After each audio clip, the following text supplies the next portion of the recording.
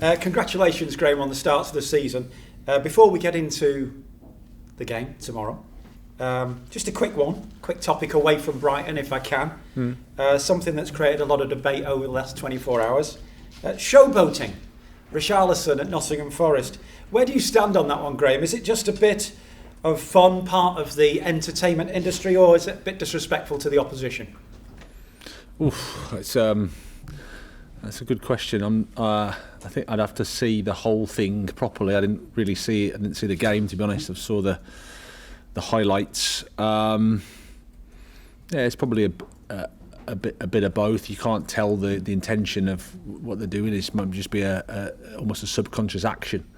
So you need to see it all in its entirety to make a proper judgment. Clearly, we don't want to disrespect anybody. That's from our perspective. But like I said, unless you can see the whole thing, it's difficult to really comment.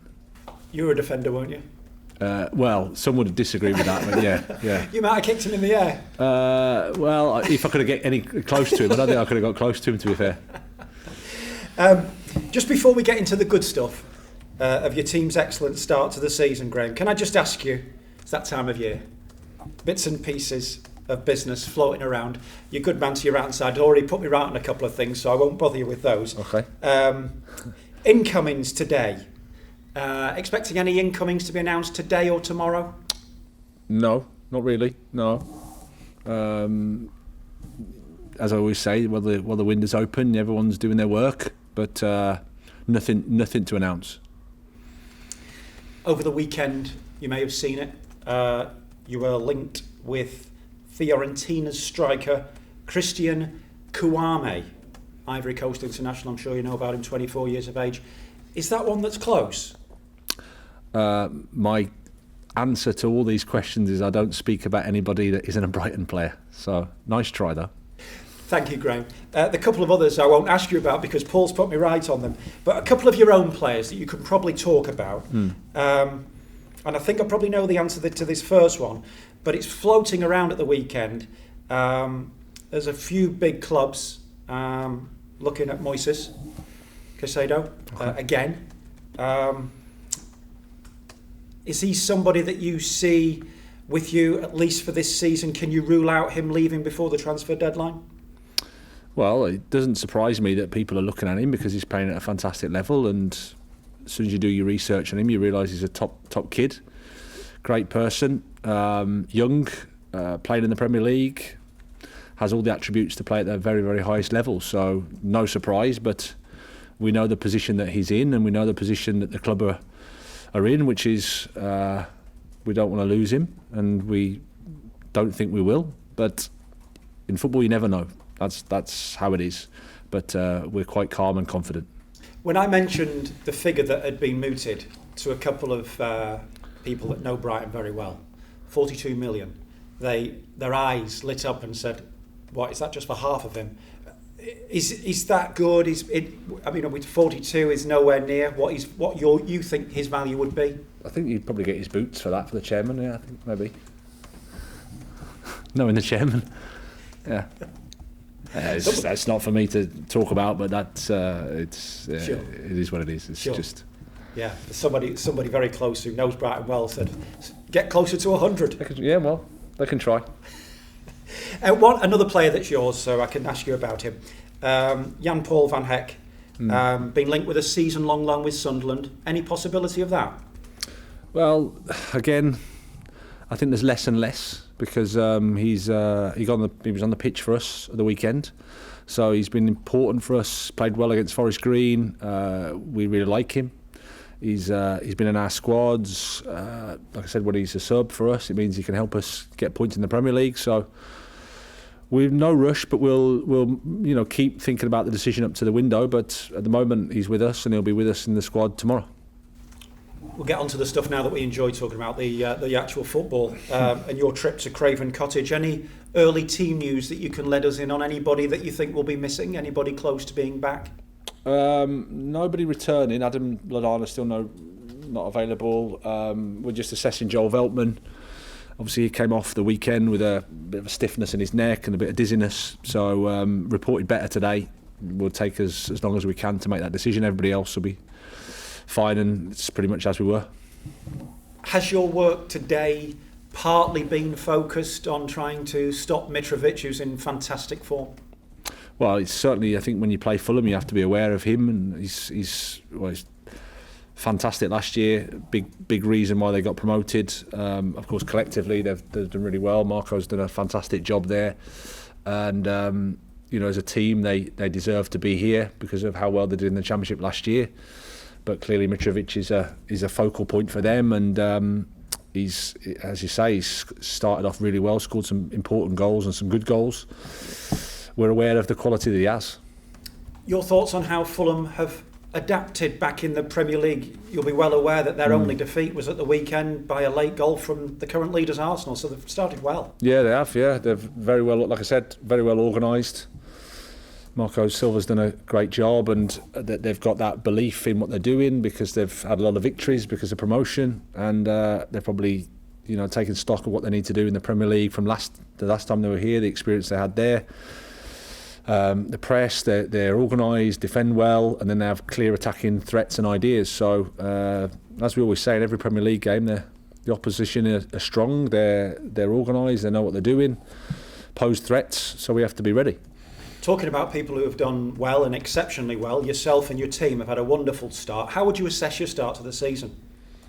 Well, it's a small sample, but we clearly have to be satisfied, and we're positive, but we know Tuesday night's a different game. We have to start again, all that stuff. But it'd be wrong for us to say anything other than 10 points from 4 games is a great return, and we're happy with that. But again, not too excited. We need to remain calm, treat the next game as a really important one, and do our best. 9 matches unbeaten in the top flight, a record. I know you're aware of that now. Is that something you're proud of? Well, it's nice. Normally we're getting statistics thrown at us that are not quite so positive, so it's nice to hear a nice one. I think it's a reflection of the work that the guys have been doing over a period of time. We had a long period where we thought our performances were better than the results we were getting, but whilst you don't get the results, you have to take the criticism and the negativity, but I think if you remain consistent over time with your work, then in the end the results turn into the way that you think they should go, and that's probably where we can see now. 10 points from the first 4 games, joint second alongside Man City and Spurs. When you looked at that and you break the season down, when you look at the fixture list at the start of the season, is 10 points from the first 4 more than you could have dreamed of? Well, it's a good return. Anybody in the Premier League will tell you if you play 4 matches and you get 10 points, you're quite happy with that. Maybe Liverpool and City have to do a bit better, but generally for the rest of us, that's a fantastic return. So we're happy. Like I said, small sample, so we have to remain focused, humble, respectful. Just go to Fulham and try and take the points there. Just a final couple from me, because I really would appreciate your insight into the work that you've done here since you've been here. I looked at the figures over the last year or so, just over a year. I think I'm right in saying that you've sold talent worth over £150 million. You've maintained those standards, as we say, 10 points from the first 4. Can you just give us an insight into how you do it and how you've done it? Are you always looking at the next potential replacement for the players that are currently in the jersey? Well, probably not as clearly as that, but I think you've got to think about it in terms of always focus on the guys that you have, try to improve them and help them enjoy the football. It's not the biggest challenge in the Premier League is when you're not getting the results, the negativity can come in at you. So you have to just put that apart and try to remain focused and remain on the path that you want to be on, and keep working with the players, keep working with the idea. It's about balance, it's about how you attack, it's about how you defend. Understand we're in a world where everybody wants to throw names at you and individual solutions, but remember always that it's a team game, it's how the team functions. And then if the environment's right and you've got a good group and a good spirit, then if players leave, it's part of the job of being a football coach. But we've got a good group, a good team, a good recruitment department. We've got a good way of seeing how we want to play and aligning everything together. So then if people do leave, there's a chance that you can find somebody that can help you replace them. It's never like for like, but that's how we can be competitive here. I think you're probably somebody that keeps a very good balance and a very good perspective on things. Try. A lot of people at the weekend came out with some rightly glowing tributes to the work you've done so far, talking about Brighton with the players that they've got, best coach team, tactically the best team in the Premier League at the moment. People talking about you as a future England manager, but you will also recall a couple of times last season, back in November, where there was a little bit of few boos around the stadium, and I think you went through a spell where you scored 1 in 7, and there was shouts of shoot. Football has a habit of moving quite quickly, and you'll be fairly level-headed with that, I'm sure. Yeah, exactly, yeah. Things change quickly in football. So that's why you don't pay too much attention to the negativity or the positivity, really. I mean, just keep working with the players, keep calm, keep focused, keep trying to affect the things you can affect. I don't get carried away with the positive stuff now, and like you say, my memory's still good enough that you can remember not too long ago that it was the Potter in or Potter out sort of conversation, and people remind me of this run or that run. You have to remember that as a football club, we're one of the lowest resourced in the Premier League. So to do what we've done in terms of developing the team and making the sales we've done over a period of time, decreasing the age of the squad and the salaries of the squad, it's a credit to the players, a credit to the football club, really. It's not about one person, it's about a collective, and I'm just happy to be part of it. Graham, thanks for your insight, really appreciate it. Thank you. Graham, you are, as Chris said, joint second, certainly top 4. At one stage on Saturday, I think you were outright top for a few minutes. Is it worth recognising these little moments, enjoying them, even celebrating them? Do you encourage players to do that, or is it, not worth recognising? Well, I think they should enjoy the victories and the performances, absolutely, because that's what we do it for. You should celebrate a win against anybody in the Premier League, because why else are we doing this? It's about bringing the joy to each other, to our supporters, to enjoy that moment, to be there. Don't worry necessarily about the league table, because that's what other people are doing as well, which you can't control. But actually, our performance and what we can achieve and what we do in the moment, I think we absolutely have to be there for that. Otherwise, like I said, when the bad stuff comes around, which inevitably it does, well, then you need something to remind you that it's not always this way. So but we don't worry about where we are on the league table after 4 matches. I mean, it doesn't mean anything. I was just thinking it's probably something that's never happened to Brighton before. But yeah. No, but it's, again, maybe if there's 4 matches to go and we're in this position, then I think we could be a lot more excited. That's fair enough. I'm a very simple bloke, and I look at... Me too.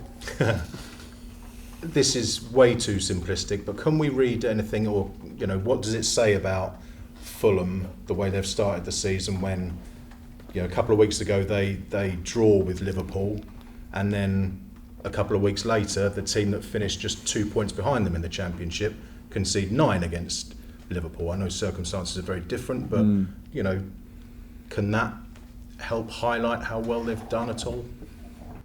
That's probably an unfair comparison. I think you've just got to take Fulham for what they are and what they've achieved themselves, which is fantastic. Very, very strong in the Championship, and they've probably, like I said, learnt a lot from the last experience in the Premier League. Marcus Silva's an experienced coach, so he's been here and he knows what it's about, and he's got a really strong idea, and they're performing at a good level. That's why they're getting the points, that's why they're getting the results, that's why they're hard to play against and hard to beat. So we're looking forward to the game. It's going to be a good game, I think, but a real test for us.